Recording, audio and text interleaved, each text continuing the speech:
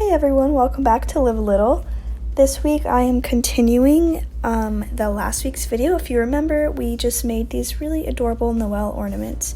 So this week I'm going to take you in a bit deeper, and Hope Yoder is actually going to share with us the software portion about these ornaments and how she made them in Embellish Maker. If you're interested in playing around with the software to see if you want to purchase some yourself, I will provide a link in the description to where you can go and get a free trial of the software.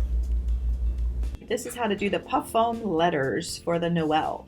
Step number 1, we've drawn a circle that is 3 inches in size, and you can see that here.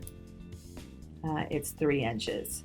All right, it's just artwork. Now we're going to select text and click anywhere in the drop-down menu, and we're just gonna do a capital N, and apply to get one letter.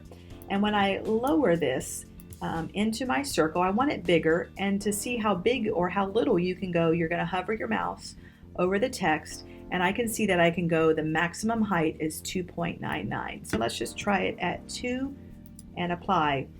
And that looks like that's a good size. Now, step number 2, we need to do something that's called puff foam capped ends. And I'm going to turn the 3D off for this by deselecting it.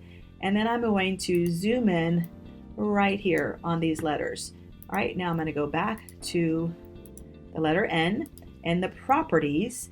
We want to puff foam capped ends. You're going to put a check mark there, and that's going to seal or cap off the open satin stitch ends so that when we put foam and remove it, it will give raised dimension and it won't stick out of the end.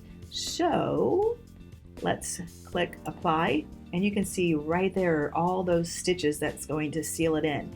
It also lowered the density, but I'm going to lower it one more to 0.2 and apply, and that makes the stitches tighter together, and it also is going to then cover the foam, the dimensional embroidery foam. All right, so in 3D, that looks pretty darn good. If you want to change the color, you can change it here. Now again, as I said, that the circle is artwork, so I don't even need to remove it. I'm just going to go to save it, and under the file, I can save as a WAF. Now I want to save it as a WAF in case I stitch it out and I decide that I don't like that font. I can just quickly change it. It's editable. All right, and once I saved it as a WAF, then I'm going to choose File, Save As, and then I'm going to choose the embroidery format that my machine requires. And it's that simple. So to do the other letters, once I have the N, then I can simply click here, and I can go, and to keep them all the same size, and I just change it to an O, and if you notice, I still have 0.2 density, and I still have puff foam capped ends. So I'll save this one, and then I'll do a capital E, and I will save this one, and then I'll do an L, and I will save this one and stitch them out.